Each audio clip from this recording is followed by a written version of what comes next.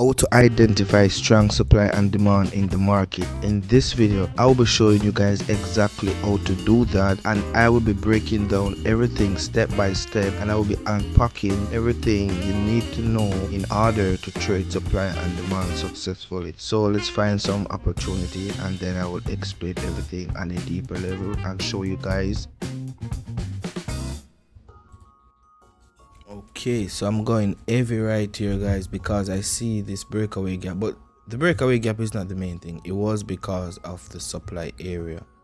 All right, and we see that we don't break the structure of the sellers as yet, but we did break the structures of the buyers, and we are still in a downtrend.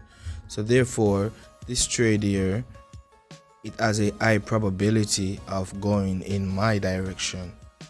And you see how candlestick psychology makes you know what you're doing.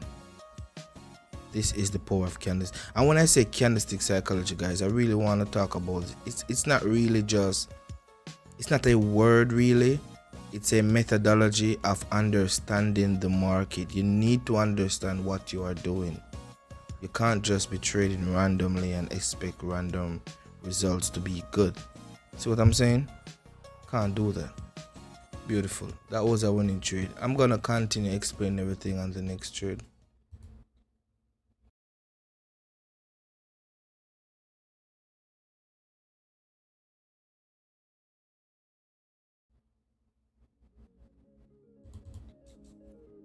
Okay, so I'm taking this for 3 trades, and I know you guys probably thinking, oh, but you didn't get a strong confirmation. Yes, I did. If you pay attention clearly, you see that this was a reversal sign, and we know that doji signals reversal in the market. If you guys know about candlestick patterns, okay, that is a nugget from the mentorship actually. But yeah, doji usually signal reversal, and you see it did right here. And we all know this is a what? Evening star pattern. So right now I should have took another trade right here for this breakaway. I'm gonna put one more on it because this is a evening star coming from a supply area and a breakaway gap. So I'm expecting the breakaway gap to be filled. I'm expecting the evening star to continue in its direction. So let's see what's gonna happen. No, this inside gap here is fighting the price.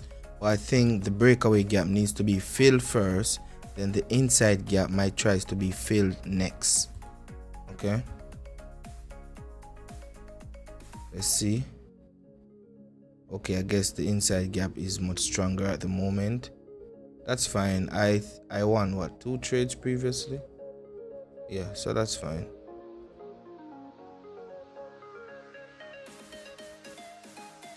That's the reason why I put 1 on it, because you know, okay, it's fine. Yeah, so I'm still in profit basically because I won 3 trades and lose 2. No, I won 3 trades and lose 1. My bad, guys. Yeah.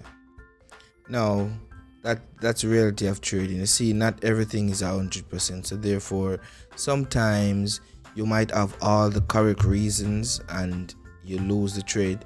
That doesn't mean the strategy doesn't work. Okay, it just means that out of 1,000 trades, if you have a 90% win rate, 10 trades will be a failure and you will win 90%. You see what I'm saying? That's how a 90% win rate works. Out of 100, I should say, not 1,000. My bad. Yeah, anyway, you see how the price came into my supply area, rejected, gave me a beautiful engulf, and that trade was a successful trade. Beautiful. Okay, I'm taking this for 2.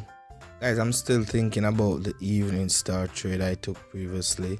I don't understand how that trade failed, bro, but I think I know why to some degree. I feel like it was because of the movement of the market. It was a uptrend, but the supply already worked. I thought that we were in a downtrend, but it's okay.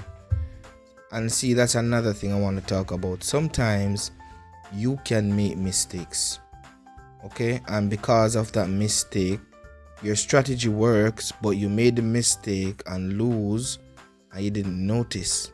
And this is the reason why you need to trade with a very clear mind. If you're not feeling well, if you're angry, if you're miserable, if you're having a bad day, do not trade, because you will not focus very properly. Okay, so this price here came into my demand area, supply I should say, and yeah, it was a winning trade. I was just explaining some psychological talk to you guys, but on the next trade I will explain some more about supply and demand. Okay, I'm going in. All right, so you see right here we had a breakaway gap that was so confident. It was such a confident one. Like, you see how massively the price just start to go in my direction without even hesitating. There is no wick on this candle. That shows you how powerful supply and demand is. And someone asked me which one is stronger. To be honest, neither, because they're not the same, because one go up, one go down, but it's like yin and yang. Okay, so basically to say one is stronger would be a biased statement, because they are practically the same. It's just that if you prefer to go with buyers mostly, you could do that and say probably you find more winning trade in that direction. But to say one is stronger, I don't think so. Again, they are like yin and yang. They can't do without each other, because the price moves between both of them. All right, so yes, this will be the end of my session. If you guys enjoyed this one, make sure to like, subscribe, and comment down below what you guys want to see next. Also, you can use the link in description to apply for mentorship, or you can practice this strategy using the link below. Yeah, I will see you in the next one. Bye for now.